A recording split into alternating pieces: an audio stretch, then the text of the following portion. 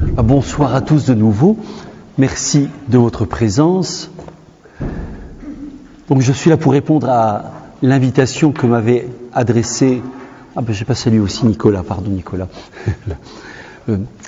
Votre curé, l'abbé Gérard Kayser, dans le cadre de cette année sainte de la miséricorde, il m'avait proposé de venir vous parler de la miséricorde pour vous permettre d'approfondir votre démarche personnelle et puis éventuellement communautaire de pèlerinage, de la miséricorde. Vous savez que dans le diocèse de Metz, vous pouvez faire ce pèlerinage dans différents lieux, à la cathédrale de Metz, ou bien pour vous c'est aussi assez proche, la basilique Notre-Dame de Saint-Avold.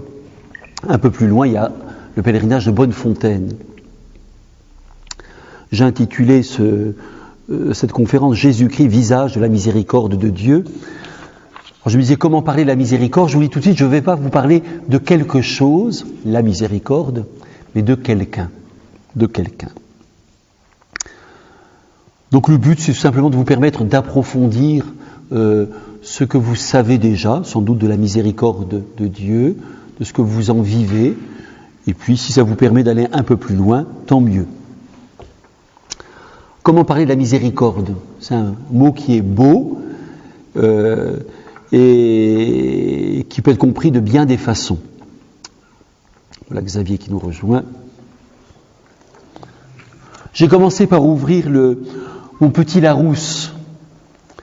Dans le petit Larousse que j'ai, la définition de la miséricorde, c'est pitié qui pousse à pardonner à un coupable, à faire grâce à un vaincu, pardon accordé par pure bonté. Donc pitié qui pousse à pardonner, pardon accordé par pure bonté. Une définition intéressante, mais qui pour des chrétiens, pour un prêtre comme moi, est quand même pas complète, il y a quelque chose d'insuffisant. Je suis allé voir j'ai un vieux dictionnaire étymologique. Étymologique, c'est l'origine des mots d'un certain monsieur Dauzat. Alors là, quand on prend miséricorde, on voit que ça vient du latin misericordia. Ça veut dire cœur sensible à la détresse. Cœur, corps. Et la détresse, c'est miseria. Miseria, cordia. Un cœur sensible à la détresse. C'est intéressant aussi. On se rapproche peut-être un peu plus du sens religieux. Dieu qui est sensible à notre détresse. Mais la miséricorde dont nous parlons, dont je parle, celle-là, elle mérite un M majuscule parce qu'il s'agit de la miséricorde de Dieu, de la divine miséricorde. Et depuis que Dieu s'est fait homme en Jésus-Christ, on peut dire que la miséricorde de Dieu, elle a désormais un visage, celui de Jésus. Et donc pour vous parler de la miséricorde, je vais vous parler de Jésus. Je dis que la miséricorde, elle a un visage, celui de Jésus. À nous, aujourd'hui, en 2016, ce visage, il ne nous est pas donné de le voir ni de le contempler. Mais en même temps, c'est un peu paradoxal avec ce que je viens de dire, ce visage n'en est pas moins connu. Si je vous dis le visage de Jésus, là, tous, vous avez en tête, je pense, une certaine image. Moi, l'image qui me vient toujours en premier, c'est celle qui est imprimée sur le Saint-Suaire à Turin. Je ne suis jamais allé à Turin, mais cette image, elle est connue.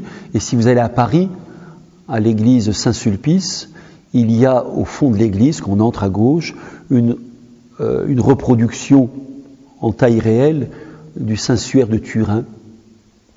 C'est très impressionnant, enfin j'ai trouvé ça impressionnant. Et puis il y a toutes ces autres représentations qu'on peut se faire de Jésus. Mais avant le Saint-Suaire de Turin, avant toutes les représentations qu'on peut se faire de Jésus,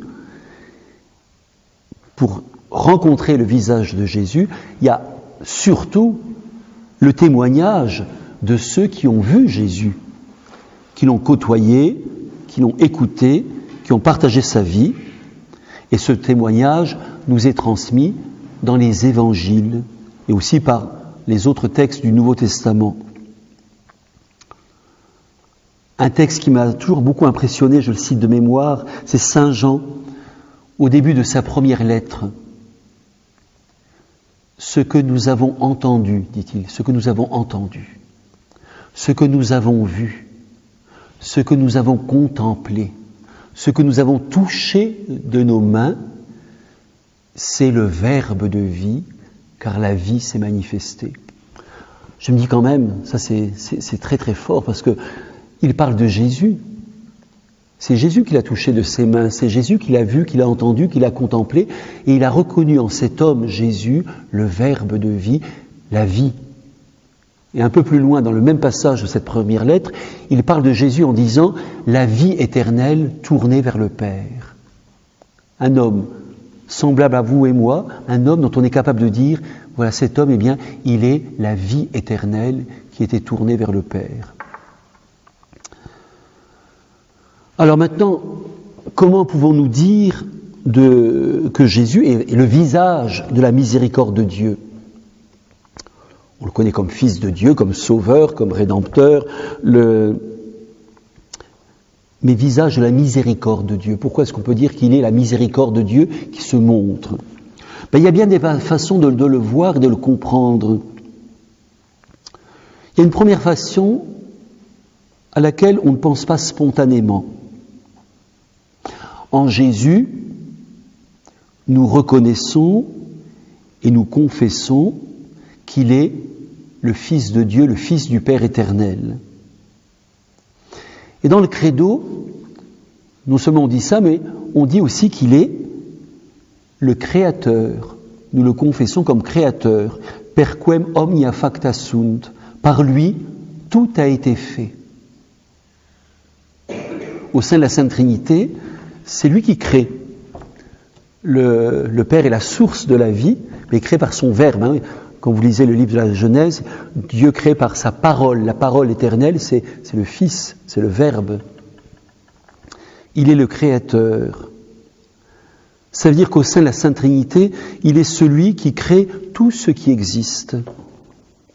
On peut dire que la création, elle est vraiment le premier acte d'amour de Dieu à notre égard. Il nous tire du néant pour nous faire communier à sa vie. Grâce à Dieu, nous existons, nous sommes des vivants comme lui, à son image et à sa ressemblance. J'aime bien rappeler ça. Voilà, vous devriez faire comme prenez votre main, touchez-la. Est-ce que vous sentez la vie qu'il y a dedans, le sang qui circule, le sang qui circule. Vous êtes venu ici en marchant. Vous pouvez marcher. Peut-être que vous avez parfois du mal à marcher. Parmi vous, il y en a encore qui sont capables de grimper des escaliers 4 à 4. Pas tout le monde. Non, mais c'est la vie qui est en nous. Est-ce que vous vous rendez compte de cette grâce que nous avons de vivre? Parfois, il faut voir d'autres. J'accompagne un groupe de lecture de l'évangile de Saint-Luc, à sur Metz. Dans le groupe, il y a une femme de 65 ans environ, qui est amputée des 2 jambes à hauteur des cuisses. Et elle vit avec cet handicap depuis longtemps. Elle est privée de beaucoup de choses. Elle vit. Elle rend grâce à Dieu pour sa vie, mais elle a une vie qui est handicapée quand même par cette amputation des 2 jambes. Nous vivons, nous existons, et je pense que la vie que Dieu nous donne, et dont il est la source, elle est la première manifestation de sa miséricorde pour nous. Alors je sais bien qu'on se plaint souvent de la vie, on se plaint. Et il y a ça qui ne va pas, et ça... Il y a vraiment des choses qui ne vont pas. Je pense à des personnes qui sont au chômage. Je pense à un jeune actuellement qui cherche du boulot, qui n'en trouve pas. Je pense à une femme qui vit un deuil très difficile. Une mère de famille, ce matin, encore en pleurant, me parlait, s'inquiétait pour sa fille, 24 ans, qui a un kyste à l'utérus, et on attend de savoir si c'est cancéreux ou pas. Les misères, la vie est dure, la vie est difficile, mais attention à ne pas nous en plaindre tout le temps d'une façon qui finirait par être une insulte à l'égard de Dieu Est-ce qu'il serait un blasphème? Il y a une façon de se plaindre de la vie où on oublie que cette vie, elle est le don de Dieu. Du néant, Dieu m'a tiré pour me faire participer à son être magnificat. Donc c'est Jésus qui est le créateur de cette vie, et je pense que déjà là, il apparaît comme la miséricorde de Dieu.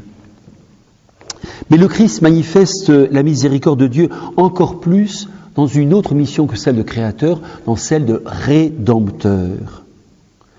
Jésus est notre sauveur. J'évoquais la création. L'homme créé par Dieu s'est séparé volontairement de Dieu. C'est le récit de la chute originelle au chapitre 3 du livre de la Genèse. Je ne vais pas le lire, on le connaît presque par cœur. Le serpent qui vient vers Ève et Adam et qui va semer le mensonge et le trouble. Comment Dieu vous a dit que vous ne pouviez manger aucun fruit? Commence par un mensonge. Ah ben si, on peut manger de tous les fruits, sauf celui de la connaissance du bien et du mal. Ah, quel dommage, regardez comme il est appétissant. Et si vous goûtez ce fruit-là, vous allez devenir comme des dieux, et Dieu, il ne veut pas de ça. Le mensonge. L'homme choisit délibérément de se séparer de Dieu en lui désobéissant. Et sa vie va en subir toutes les conséquences, le mal et la mort. La mort est entrée dans le monde par le péché. Le mal et la mort qui aujourd'hui, pour nous, sous bien des formes, rendent notre existence difficile, douloureuse. Dans le Salve Regina, on parle de la vallée de larmes, Nac lacrimarum valle. Dieu, il nous voit bien misérables parce qu'on lui a tourné le dos, et Dieu, il a pitié de l'homme, cet homme qui est pourtant coupable de s'être séparé de lui. Alors il va lui envoyer un sauveur, et pas n'importe quel sauveur, son propre fils. Jésus, c'est Dieu qui se fait homme, c'est l'incarnation, le mystère de l'incarnation. Là, plus que dans la création, se manifeste d'une façon éclatante la miséricorde de Dieu. Il a pitié de nous. Il a pitié de nous. Et Dieu se fait homme. On célèbre ce grand mystère chaque année à Noël, on l'évoque à d'autres fêtes comme l'Annonciation, le 25 mars. Mais est-ce qu'on mesure réellement ce que ça signifie? On s'est déjà habitué, en presque 21 siècles, en plus de 20 siècles, on s'est habitué à ce dogme, et je crois qu'on n'arrive plus vraiment à s'émerveiller de cette réalité d'un Dieu qui se fait homme. Pour ça, il faudrait peut-être davantage écouter comment réagissent les juifs et les musulmans. J'ai fait la connaissance d'un jeune musulman à la cathédrale. À la cathédrale, il y a plein de monde qui passe. On n'a pas besoin d'aller aux périphéries, comme nous y invite le pape François, parce qu'à la cathédrale de Metz, c'est les périphéries qui viennent à nous. C'était il y a 2 mois de ça à peu près, un petit jeune, j'étais de permanence pour les confessions l'après-midi, c'était un samedi après-midi, il y avait pas mal de monde, un petit jeune, Noam, algérien. Il arrive vers moi, alors, comme j'étais habillé en col romain, où j'avais peut-être même la soutane, donc j'étais repérable, il arrive vers moi et me dit « Monsieur, qu'est-ce que vous pensez des croisades ?» Donc, le contexte actuel avec Daesh, c'est ce qu'on veut. Alors, je suis resté assez prudent. Je dis, Dieu, il n'aime pas que les hommes s'entretuent en son nom. Voilà, donc Et puis il a commencé à embrayer. Je lui dis, écoute, quand je ne connais pas même les petits jeunes, je les vous vois. Écoutez, vous avez un quart d'heure, j'ai venu avec moi à la sacristie. Avec un quart d'heure, je me suis retrouvé face à un petit musulman. Il commence à me dire, vous savez, je lis le Coran et je lis l'Évangile. Ça m'intéresse beaucoup l'Évangile. Il dit, puis ça me sert. Il dit, l'autre jour, je cherchais quelque chose que je ne trouvais pas. Et je me suis souvenu, Matthieu, chapitre 7, verset 7. Comme ça, il me le dit. Vous savez ce que c'est? Sur l'ange, il m'a dit, je suis allé voir, cherchez et vous trouverez. Il s'est souvenu de ça, Matthieu 7. Il m'a dit, j'ai cherché et j'ai trouvé, et j'ai dit, merci Jésus. Un petit musulman ne Mais quand on arrive à l'idée d'un Dieu qui se fait homme, pour lui, c'est inconcevable. Dieu qui se fait homme, c'est pas possible. Là, il redevient musulman, si je puis dire. En même temps, il écoute ça. Je ne vais pas chercher à le convertir. Il est revenu me voir. Alors, j'ai invité. Je vais lui prendre un café. Là, il m'a envoyé un mail avant-hier pour me dire quand est-ce que vous êtes libre de nouveau.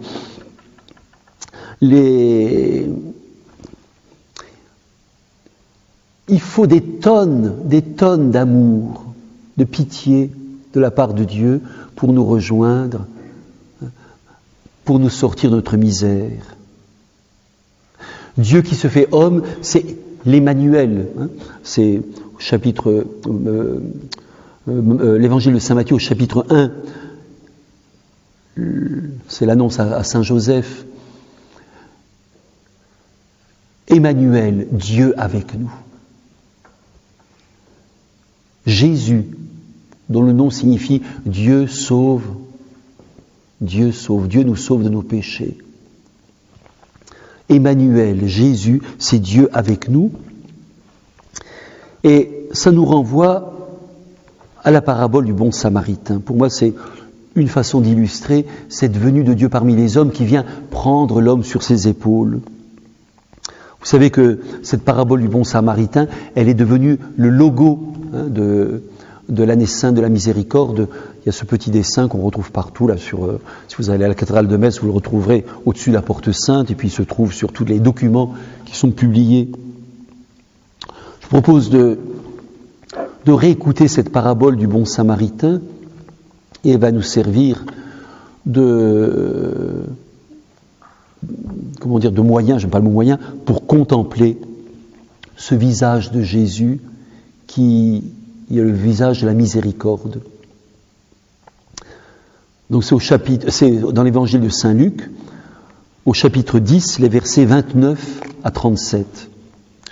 Et voici qu'un légiste se leva et dit à Jésus pour l'éprouver, « Maître, que dois-je faire pour avoir en héritage la vie éternelle ?»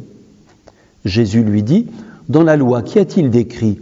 Comment lis-tu » Celui-ci répondit, « Tu aimeras le Seigneur ton Dieu de tout ton cœur, de toute ton âme, de toute ta force et de tout ton esprit, et ton prochain comme toi-même. » Tu as bien répondu, lui dit Jésus, « Fais cela et tu vivras. » Mais lui, voulant se justifier, dit à Jésus, « Et qui est mon prochain ?»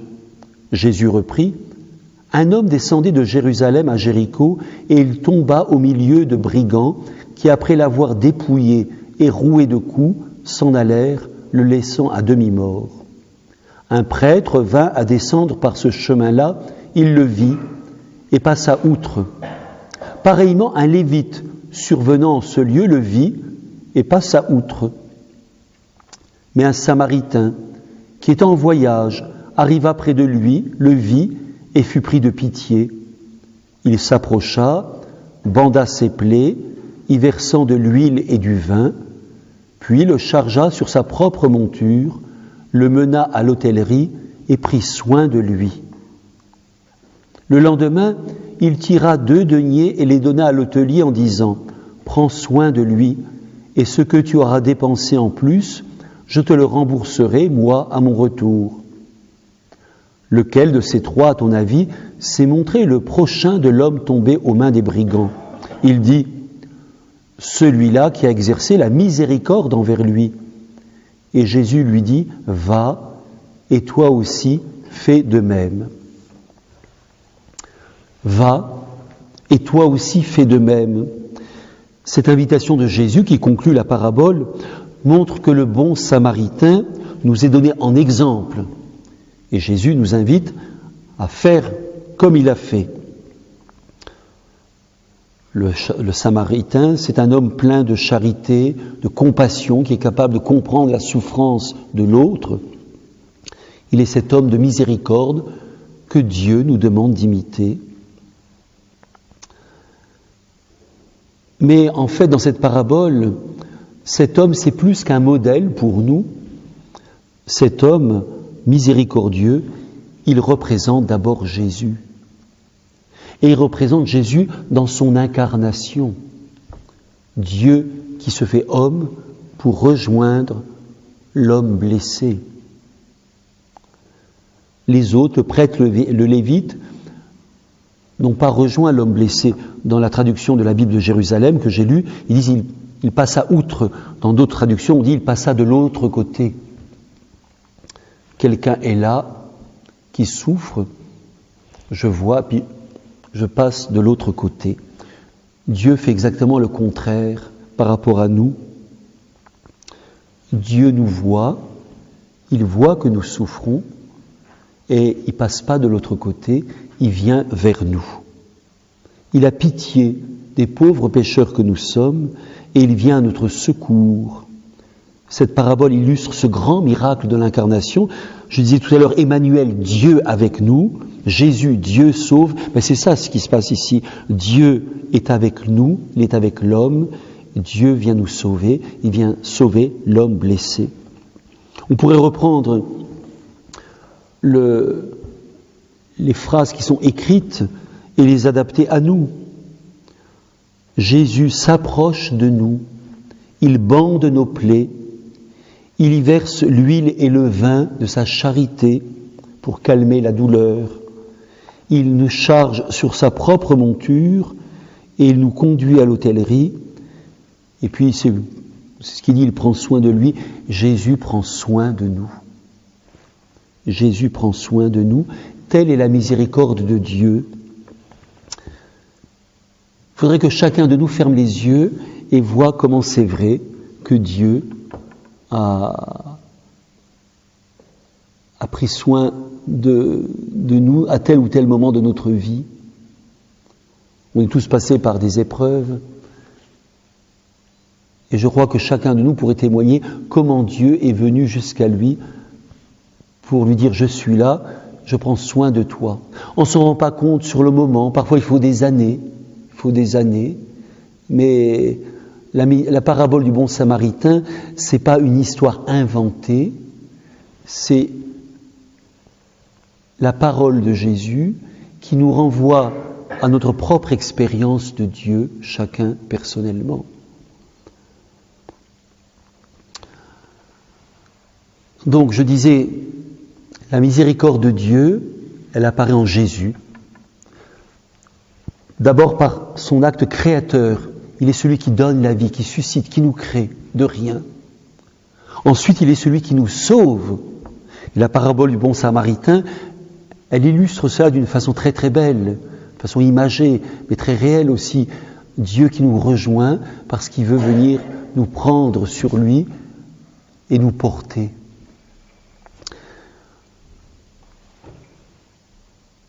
Je dirais maintenant que cette miséricorde de Dieu, elle apparaît au fond à travers toute la vie de Jésus, à travers tout ce qu'il dit et tout ce qu'il fait.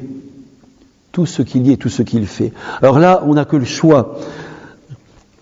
J'ai noté appel de Lévi, la pécheresse pardonnée et aimante, les 3 paraboles de la miséricorde, Zachée, la femme adultère. En fait, on pourrait lire tout l'évangile. Je vais commencer avec un texte. Et puis, peut-être un deuxième, mais pas plus, j'évoquerai tel ou tel. Il y a un texte que j'aime beaucoup. Quand je le commande dans des retraites prêchées, parce que je prêche des retraites, il m'est arrivé celui-là de le lire avec les larmes aux yeux, parce que c'est mon côté émotif. Il y a des passages de la parole de Dieu, moi, qui me font pleurer. Parce que ça vous prend aux tripes. Et ça vous prend aux tripes. Là, c'est un passage que j'aime beaucoup. Vous savez, c'est cette femme c'est Luc, chapitre 7, à partir du verset 36 à 50. Un pharisien invita Jésus à manger avec lui. Jésus entra dans la maison du pharisien et se mit à table. Et voici une femme qui, dans la ville, était une pécheresse.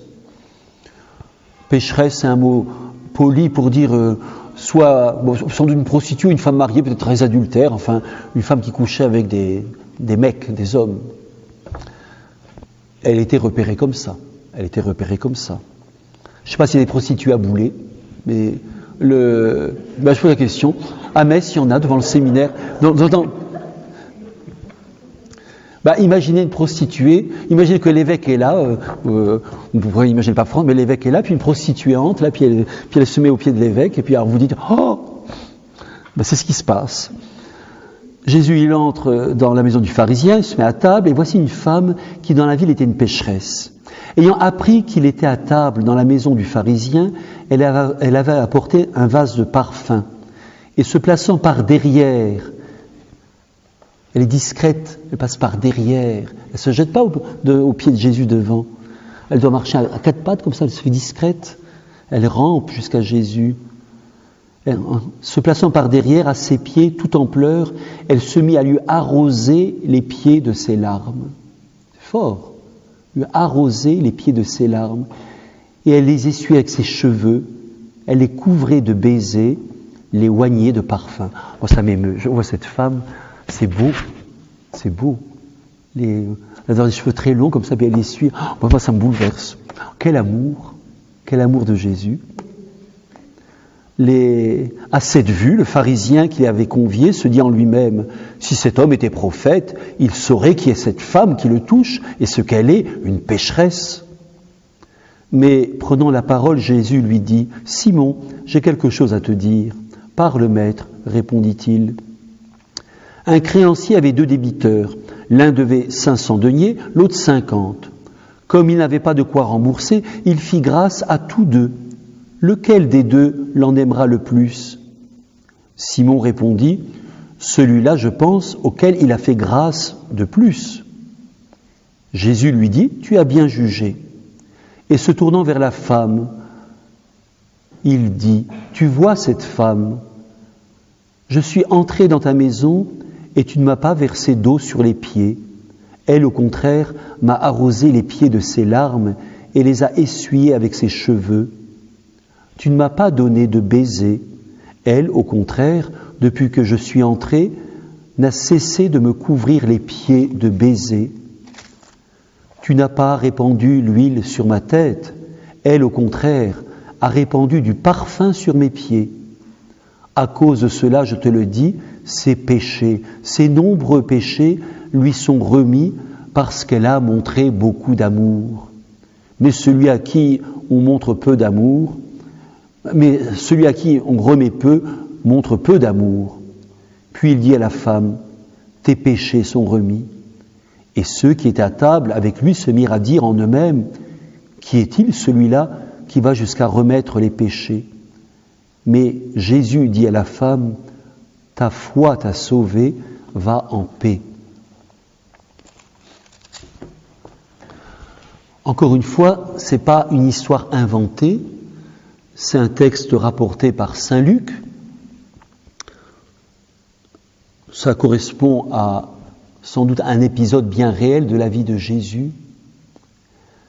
Qu'est-ce qui s'est passé entre cette femme et Jésus pour qu'elle ose s'approcher de lui et pour qu'elle se comporte comme elle le fait? Comment Jésus l'a-t-il regardée, différemment certainement de tous ces regards de condamnation qui étaient portés sur elle? Comment est-ce qu'il a dû la regarder pour qu'elle soit touchée à ce point? On ne le sait pas, mais cette femme, elle a rencontré en Jésus la miséricorde de Dieu. Je reviens à mes définitions du dictionnaire qui insuffisantes mais intéressantes. Une pitié qui pousse à pardonner un coupable. Un cœur sensible à la détresse.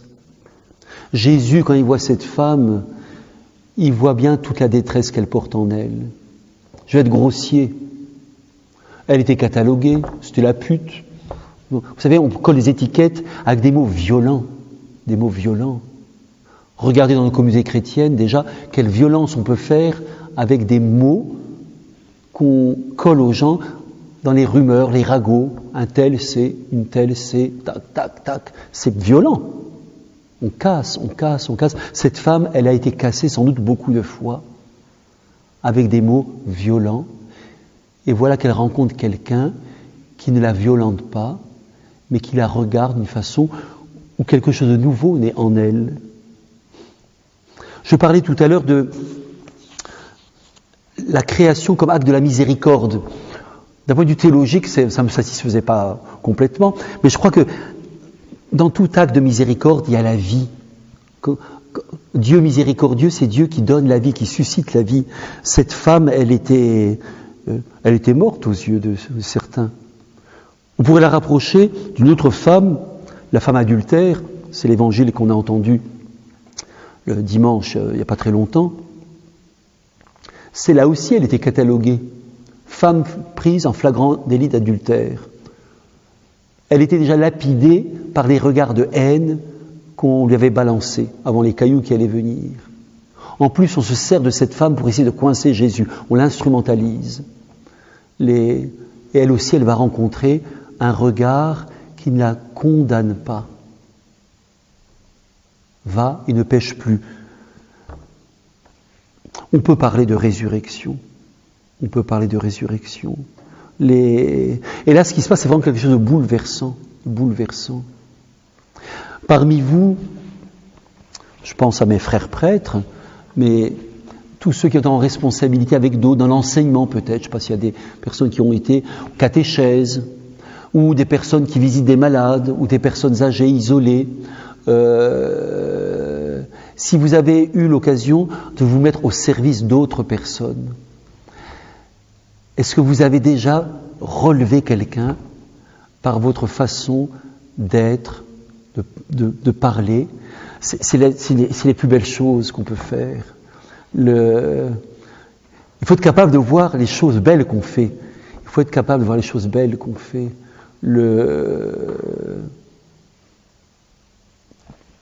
La miséricorde, elle passe par nous. Je vais revenir à Jésus. On relève quelquefois les choses de façon inattendue. Un des premiers enterrements que j'ai fait, j'étais ordonné en 84. J'étais encore prêtre et étudiant à Rome, Monseigneur Schmitt, avec Denis Donetskov qui l'avait nommé sur des patelins pas loin d'ici. Moi j'avais été envoyé un mois chez Charles Stéphan, le Charlot, chez Charles Stéphan à Saint-Avold. Il m'avait impressionné parce que j'étais arrivé en clergyman un samedi. Il me fait visiter le presbytère, c'était le mois d'août, j'avais enlevé ma veste, on passe à l'église, il me dit, monsieur, là, j'étais comme ça, il me dit, monsieur l'abbé, allez mettre votre veste, on entre à l'église, nous là. Ensuite il est parti en vacances, il a bien fait, puis je suis resté 3 semaines à peu près seul au presbytère.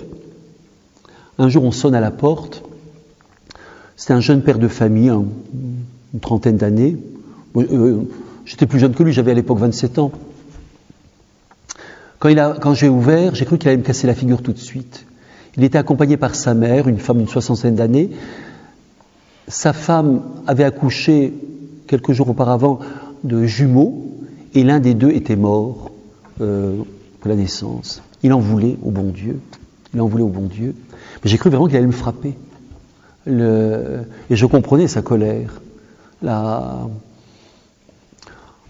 Pas de célébration à l'église, pas de messe, mais il était quand même venu au presbytère avec sa mère. Donc il y a juste eu une bénédiction au cimetière de Saint-Avold. Connaissant son attitude, je me suis fait tout petit, j'ai mis tout mon cœur, j'étais ordonné depuis 2 mois, tout mon cœur pour dire quelque chose, pour faire passer quelque chose, quoi. C'est au mois d'août, je me souviens, en plus, c'était un jour où il faisait moche, il pleuvait, c'était triste. Je suis rentré au presbytère, les jours sont passés. C'était la veille de mon départ de Saint-Avold, je le croise dans la rue par hasard, il vient vers moi, il me dit, ça y est, là, il n'y a pas sa mère pour faire, il est venu vers moi, et puis, d'une voix très douce, il m'a remercié. Je ne me souviens plus de ce que j'avais dit, mais vraiment ça venait du cœur parce que je l'avais aidé, lui et sa femme, à vivre le départ de leur enfant. Je garde ça encore en mémoire. On est capable de susciter la vie. Je pense, moi, pauvre pécheur, avoir ressuscité quelque chose dans le cœur de cet homme. Un petit jeune de Forbach, quand j'étais à Forbach, 4 ans comme vicaire, malmené par la vie, alors les parents séparés, tout ça, il vivait chez ses grands-parents qui avaient de l'argent. À l'école, nul en tout.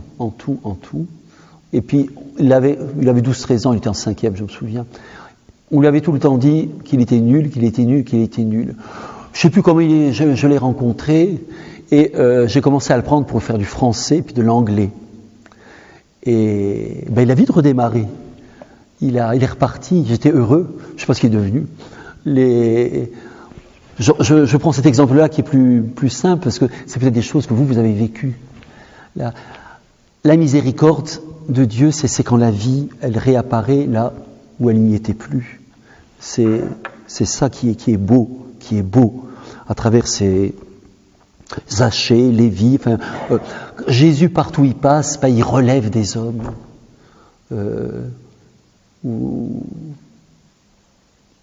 C'était foutu.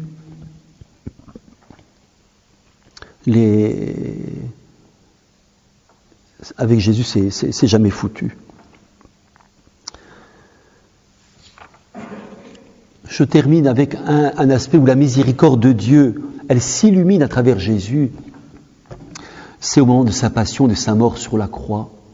Je crois que la croix, les bras étendus du Seigneur, c'est vraiment là où la miséricorde de Dieu, elle apparaît le plus, parce que on voit jusqu'où Dieu est allé par pitié pour nous sauver, D'abord, il faut prendre conscience que celui qui meurt sur la croix, c'est le maître de la vie. J'évoquais, c'est le créateur. Le verbe de vie, c'est lui qui crée tout. Celui qui crée tout. C'est un homme qui meurt sur la croix, c'est déjà terrible. Mais là, c'est la source de la vie. Celui qui est à l'origine de la vie. Et en plus, c'est lui qui vient sauver les hommes. Il vient pour que les hommes aient la vie en abondance, en surabondance. Je suis venu pour que les hommes aient la vie et pour qu'il l'ait en abondance, dit Jésus. Il vient pour ça et on le tue. On le rejette. Et pas seulement, on le crache dessus, on lui met une couronne d'épines. Vous avez peut-être vu ce film terrible, mais en même temps qui est la passion là, de Mel Gibson, où la réalité des tortures sont montrées d'une façon très terrible. Ce qui m'impressionne, c'est les paroles que Jésus prononce. Il en prononce plusieurs, j'en ai retenu 3.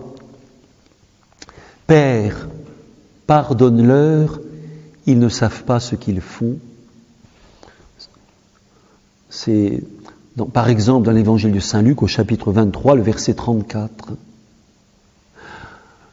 Quand on lit la mort de Jésus sur la croix dans l'évangile de Saint Luc, c'est très glaçant. Parce qu'on se moque de lui. C'est celui peut-être qui insiste le plus sur cet aspect-là. Donc c'est au chapitre 23 de Saint Luc. Lorsqu'ils furent arrivés au lieu appelé Crâne, ils l'y crucifièrent, ainsi que les malfaiteurs, l'un à droite, l'autre à gauche. Et Jésus disait, Père, pardonne-leur, ils ne savent ce qu'ils font. Puis, se partageant ses vêtements, ils tirèrent au sort. Le peuple se tenait là, à regarder. Les chefs, eux, se moquaient. Il en a sauvé d'autres, disait-il, qu'il se sauve lui-même, s'il est le Christ de Dieu. Les soldats aussi se moquaient de lui. Un homme qui souffre, qui meurt, on l'a tout pris, et on arrive encore à se moquer de lui. C'est vraiment une très grande cruauté. Une très grande cruauté. Et Père, pardonne-leur, ils ne savent pas ce qu'ils font. Il est en train de mourir, il souffre terriblement, et il est capable de penser à ceux qui le font mourir. Je ne sais pas qui parmi nous serait capable d'un tel amour, d'une telle miséricorde. Il y a un roman d'un grand écrivain russe, un peu oublié aujourd'hui, Bulgakov, Le Maître et Marguerite. C'est son œuvre principale. C'est un gros pavé qui est, comment dire, une dénonciation de l'univers communiste dans les années Staline. Et il montre comment le diable est présent, le Maître et Marguerite. Un moment, il décrit la scène de la crucifixion avec des détails auxquels je n'avais jamais pensé et qui sont très réalistes. On est à Jérusalem, il fait chaud. Jésus, il a transpiré, il saigne. Chaleur sans transpiration, ça attire quoi? les mouches. Et Bulgakov, il décrit un Jésus crucifié dont le visage est entièrement couvert de grosses mouches qui viennent lui sucer le sang. Et je me dis, ben, c'est peut-être passé comme ça. Ça s'est peut-être passé comme ça. Père, pardonne-leur, ils ne savent pas ce qu'ils font. Une autre parole que je trouve pleine de miséricorde. En vérité, je te le dis aujourd'hui, tu seras avec moi dans le paradis. Il y a 2 hommes qui sont crucifiés avec lui. L'un des 2 malfaiteurs, c'est toujours le chapitre 23 de Saint Luc, l'un des 2 malfaiteurs suspendu à la croix l'injuriait, un de plus. N'es-tu pas le Christ? Sauve-toi toi-même et nous aussi. Mais l'autre, le reprenant, déclara, tu n'as même pas crainte de Dieu alors que tu subis la même peine. Pour nous, c'est justice, nous payons nos actes, mais lui n'a rien fait de mal. Et il disait, Jésus, souviens-toi de moi lorsque tu viendras avec ton royaume. Et Jésus lui dit, en vérité, je te le dis, aujourd'hui, tu seras avec moi dans le paradis. Jésus est en train de mourir, il souffre terriblement. Il pense à ses bourreaux, Père, pardonne-leur. Voilà un homme qui se tourne vers lui et il est capable d'entendre sa confession, et de lui donner une parole de pardon. Quand je dis entendre sa confession, je fais un rapprochement avec un confrère que je ne citerai pas, qui est un bon confrère, un curé de messe qui court, il arrive. C'est la personne qui lui sert de sacristain qui me racontait ça. C'est une messe de semaine, alors il l'aide, il arrive à la dernière minute, on met les cierges, tout ça, il habille l'autel, et puis il dit la messe, et puis après il se dépêche, et puis à la sacristie se pointe une personne qui dit « je voudrais me confesser », et le bon curé, devant le sacristain, sa réaction c'est « oh merde !» Il a pris le temps de le confesser. Le rapprochement est un peu léger, mais je veux dire, Jésus, pardonnez-moi, il ne dit pas ça. Cet homme se tourne vers lui. Il est capable de l'entendre, d'entendre la détresse de cet homme, qui était certainement un grand pécheur. S'il a été crucifié, c'est parce qu'il a fait des actes graves. Il a dû tuer, voler, violer peut-être. Souviens-toi de moi, aujourd'hui, tu seras avec moi dans le paradis. Pour moi, c'est vraiment la miséricorde de Dieu. Ça veut dire que, quels que soient les péchés qu'on fait, Dieu est là, qui nous accueille. Une dernière parole. Femme, voici ton fils, voici ta mère. Ça c'est dans l'évangile de Saint Jean, au chapitre 19. Ça aussi, je trouve ça très poignant. Et il faut apprendre à redécouvrir ce texte. Or, près de la croix de Jésus se tenait sa mère et la sœur de sa mère, Marie, femme de Clopas, et Marie de Magdala. Jésus donc, voyant sa mère et se tenant près d'elle, le disciple qu'il aimait, dit à sa mère, « Femme, voici ton fils. » Puis il dit au disciple, « Voici ta mère. » Et dès cette heure-là, le disciple l'accueillit chez lui. On fait de ce texte une lecture très vite, trop vite, symbolique. C'est-à-dire, c'est tous ces enfants, c'est tous ces disciples que Jésus confie à sa mère. Marie, elle devient notre mère. Il faut d'abord s'en tenir au texte. Jésus est en train de mourir sur la croix. Il voit sa mère qu'il a élevée, tout petit, qui lui a appris à prier, sa mère qui a quitté Nazareth pour marcher avec ses disciples. Elle a toujours été proche de lui, à Cana et à d'autres moments. Il est en train de mourir, il souffre, mais il se dit, mais ma mère, qui va s'en occuper? Avant de la donner de façon symbolique à l'Église, il pense à sa mère. Moi je dis, oh, quel cœur rempli d'amour. Le fils, il pense à sa mère. Ceux qui parmi nous ont une maman, si on est en train de partir, pour un prêtre, Gérard c'est très malade, il dit, mais que va devenir maman? Enfin, moi je trouve que c'est beau, ce fils qui pense à sa mère.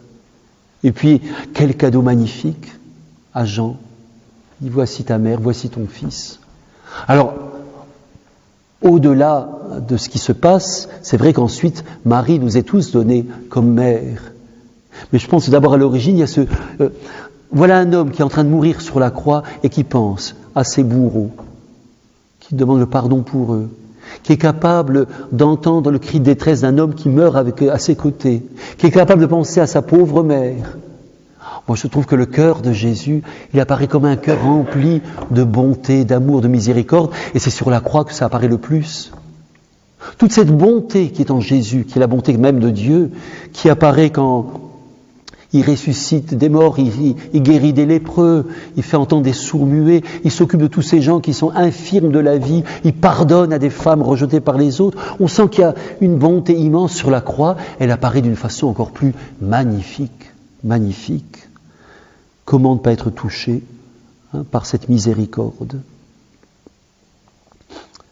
Je termine, vous voyez de quelle façon vraiment Jésus est le visage de la miséricorde de Dieu, par toute sa vie, par tout ce qu'il a dit, par tout ce qu'il a fait, et puis d'une façon sublime, par sa mort sur la croix, et par les paroles d'amour et de pardon qu'il est capable de prononcer. En conclusion, comment accueillir cette miséricorde? Comment accueillir cette miséricorde? Dieu nous se donne à nous, il donne, et il faut recevoir. Eh bien, je noterai au moins 3 points à partir des textes que je citais. D'abord, faire comme la pécheresse pardonnée et aimante. Vous voulez goûter la miséricorde de Dieu?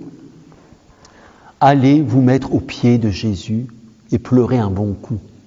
Pleurez sur vos péchés. Pleurez surtout sur cet amour. Ça arrive, parfois d'une façon un peu inattendue. Et au confessionnal, il y a un mois de ça, à la cathédrale de Metz, j'étais entre une femme, c'était le matin on confesse au confessionnal. J'aime bien confesser au confessionnal, je veux dire, parce qu'il m'arrive assez souvent de pleurer. Pas des larmes de crocodile, mais vraiment des larmes qui coulent. Et puis au confessionnal, les gens ne voient pas, parce que je suis tellement bouleversé par les résurrections qu'on voit quelquefois. Là, c'est pas moi, c'est une femme qui entre, mais alors c'était les sanglots, c'était comme ça. Dans la cathédrale, je regardais par le rideau, je dis les gens vont croire que je suis en train de la persécuter, parce que. Et puis alors, alors j'attends 1 minute, sur une montre 1 minute, ça c'est long, et puis ça n'arrêtait pas. Alors je lui dis, écoutez madame, calmez-vous, vous revenez cet après-midi, parce qu'on vous pour cet après-midi. Elle me dit, je peux pas. Puis elle pleurait. Alors j'attends 2 minutes. Puis à moi, je dis, écoutez, madame, maintenant, il faut essayer de vous confesser. Elle me dit, je suis tellement heureuse. J'ai trouvé ça beau. Elle pleurait de joie. Bon, heureusement que tout le monde n'est pas comme ça. Mais d'une façon plus sérieuse maintenant. Faire comme cette femme qui vient se mettre aux pieds de Jésus et elle pleure à ses pieds. Alors nous, on va le faire de façon imagée, symbolique, mais quelle humilité. Quelle humilité. Moi, je trouve ça assez beau. Verser des larmes sur les pieds de Jésus. Quand je fais oraison, je voudrais me tenir à vos pieds, Seigneur. Je vous vois le Seigneur quand je fais oraison, mais je vous vois pas. J'aimerais pleurer sur vos pieds, Seigneur. Mes cheveux sont pas si longs, Jésus, mais si je peux vous essuyer les larmes, je le ferai. Mais ça paraît enfantin de dire les choses comme ça, mais elle le fait, cette femme. C'est l'attitude la plus juste, la plus juste. C'est la seule qui a tout compris. Simon le pharisien, il n'a rien compris. Et les apôtres. Moi, je trouve que c'est vraiment l'attitude la plus juste. Et dans tout l'évangile, c'est peut-être l'attitude la plus juste, mis à part la façon dont Marie se tient au pied de la croix, la mère admirable. Jésus lui dit, c'est important, va, ta foi t'a sauvé. Ta foi t'a sauvé. Il ne s'agit pas simplement de se mettre aux pieds de Jésus et de pleurer, mais il faut aussi croire en lui, croire en sa miséricorde. La miséricorde de Dieu, elle ne peut trouver sa place que dans un cœur qui croit. Seigneur, je crois que tu m'aimes. Je vous confesse que j'ai du mal à croire en la miséricorde de Dieu à mon égard, parce que j'ai une conscience vive de mon péché. Je me dis, André, tu manques de foi. Mais accueillir avec foi cette miséricorde qui vient vers moi. La deuxième condition, c'est, là je vais quitter l'évangile et venir à Guardigny, c'est vivre un vrai repentir. Un vrai repentir. Le repentir, c'est pas le remords. Le remords, c'est on s'enferme sur soi. Le fils, dans la parabole du fils prodigue, il commence par éprouver du remords. Mais après, il va passer au repentir. Il se repent, il retourne chez son père. Le remords, c'est oh, qu'est-ce que j'ai fait, mais qu'est-ce que j'ai fait, oh là là, j'aurais pas dû faire ça. Et on s'empoisonne l'existence, et on s'enferme, et on peut déprimer, on peut se suicider. Judas se suicide. Il éprouve du remords. Il va se pendre. Le fils prodigue, lui, il retourne chez son père. Romano Guardini, comme son nom l'indique, c'est un Allemand. Et il est né en Italie, je crois à Varese dans le Nord, grosso modo 1890, il est mort en 1968, je crois. C'est un des plus grands théologiens allemands de sa génération. Si vous connaissez un peu la théologie, Rahner, Balthasar, c'est Paul VI en 65 a voulu le faire cardinal, on ne le sait pas, mais par humilité, il a refusé. C'est un théologien, mais pour moi c'est un mystique, on sent vraiment un mystique, il a écrit beaucoup de théologie de la spiritualité. Il a eu comme élève un certain Joseph Ratzinger, qui est devenu Benoît XVI, et Benoît XVI est très marqué par Guardini. Je prends un seul exemple, Benoît XVI a écrit un livre qui s'appelle L'Esprit de la liturgie, et Guardini a écrit un livre qui s'appelle L'Esprit de la liturgie. Et de Benoît XVI, c'est intentionnel. Alors, son livre, Le Dieu vivant, c'est le livre de théologie qui m'a le plus marqué ces dernières années. C'est un peu dense, c'est des petits chapitres qui se... Alors, c'est des conférences qu'il a dû faire, parce que par rapport à ce qu'il a écrit d'autres, c'est fait pour être plus entendu que pour être lu. Je vous recommande le repentir. Il commence par parler de Moïse du buisson ardent. Il dit, là où il y a le repentir, c'est l'expérience du buisson ardent. Il dit, le repentir, c'est le recours au mystère le plus profond de la force créatrice dans le Dieu saint. Je recours à la force créatrice qui est dans le Dieu saint. Le repentir ne masque pas la faute. Au contraire, il est vérité. Il veut voir ce qui est. Non pas dans les scrupules ni l'angoisse. Ce que la faute a de paralysant, d'angoissant, n'appartient pas au domaine du repentir. Le repentir, lui, il veut la vérité. Et dans la vérité de ce qu'il a fait, l'homme vient à Dieu. Si j'ai fait un péché, voilà, ça, j'ai volé, je monte, je dis, Seigneur, voilà, j'ai volé, je viens avec ça.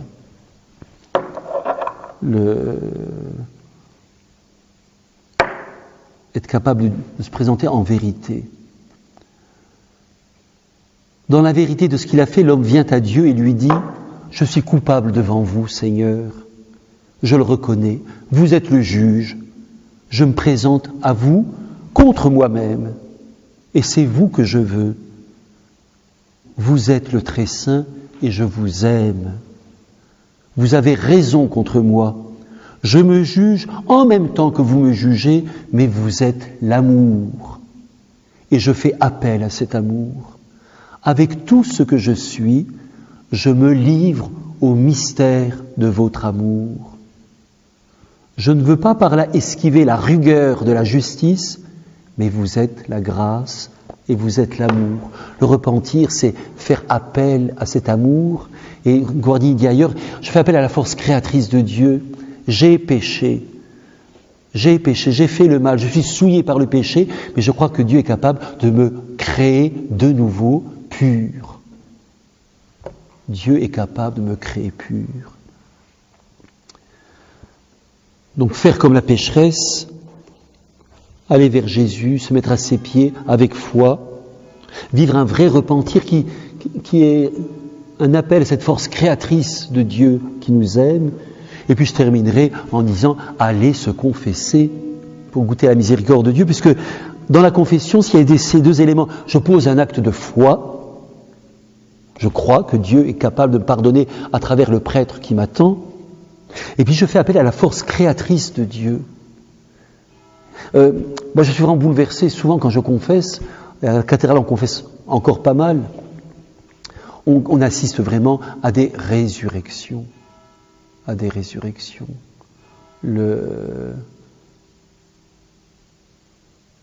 Ça remonte à quelques mois. Une femme est venue se confesser, 3 avortements. Elle avait tellement peur de la réaction du prêtre, Lucien, tiens-toi bien, qu'elle avait envoyé sa sœur se confesser à sa place pour voir ce que le prêtre allait lui dire.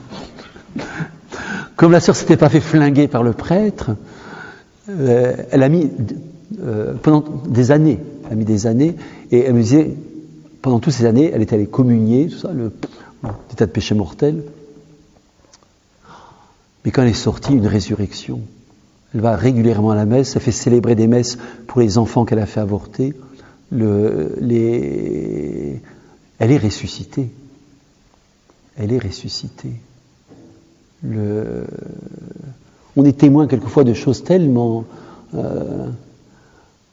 à Lourdes, c'est des années en arrière, un prêtre, j'étais le soir à la grotte, il était 23h, c'était pendant le pèlerinage diocésain, c'était un prêtre italien, jeune, j'étais jeune aussi à l'époque, il lui parlait, confessait son homosexualité, puis les actes homosexuels qu'il avait commis.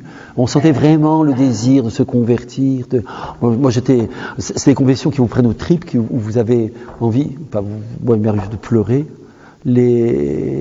On assiste à des résurrections. La miséricorde de Dieu, elle est vraiment là. Et que de fois, je me dis, André, sois simple. Parce que moi, quand je me confessais, vraiment, je me suis confessé il n'y a pas très longtemps, mais il faut me tirer. Et puis je cherche les paraphrases et les mots, alors que je vois des gens avec une simplicité, et qui vous disent, ben voilà, je fais ça. Et ils le font parce qu'ils croient que derrière le pauvre type que je suis, c'est Jésus qui les accueille, c'est Dieu qui les attend, et qui n'attend que leur démarche pour les serrer contre son cœur de père. C'est beau, c'est beau. On reviendra à la confession, on commence à y revenir déjà, peut-être qu'on aura retrouvé la foi dans l'Église, les temps difficiles que nous traversons. Ratzinger le disait depuis quand il était cardinal, c'est d'abord une crise de la foi, et je me mets dedans. Est-ce que nous croyons suffisamment en Dieu qui nous aime, qui nous attend, qui nous pardonne? Est-ce que nous croyons suffisamment en ce Dieu miséricordieux qui pardonne toujours celui qui vient vers lui avec un vrai repentir et le désir de changer de vie? Voilà, je termine là parce qu'il faut bien s'arrêter un moment. Il est 9h05, ça fait à peu près 3/4 d'heure que je parle, j'essaie de... Et je vous remercie de votre attention. Il y aura encore beaucoup à dire.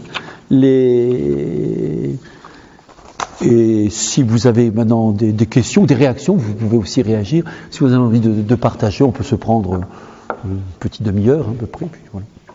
Et si vous n'avez rien à dire, on pourra prier à la fin, et puis c'est bien.